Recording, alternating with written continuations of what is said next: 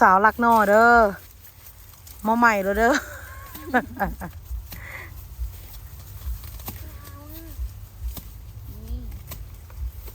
โอ้น้อย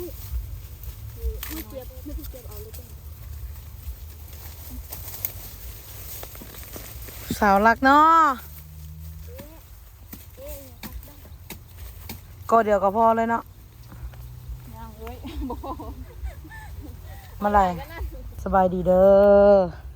ดอกบัวงามมาเลาะพงดอกป่าเลาะสวนเลาะไห้มาเนี่ยมาหาหน่อไม้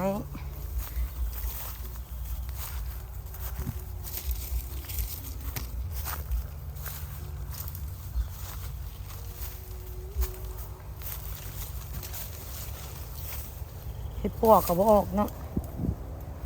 ปลาเย็งเย็งแห้งหลาย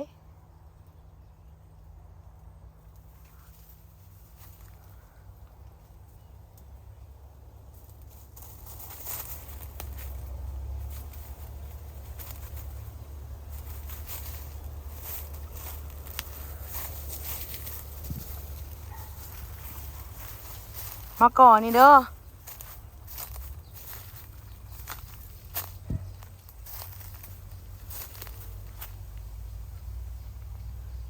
น่าจะมีเห็ดปวกก็เห็นแล้วเห็ดปวกสาวน้อมกับสิพอนมาเวิร์กกันเลยพี่น้องพอนก่อนเก็บ ปลาหมักบัวอย่าไปกินเลยอย่าเก็บกินเลยบางส่งคือน้ำสิเราซ้ำสิกินพี่น้องเอ้ย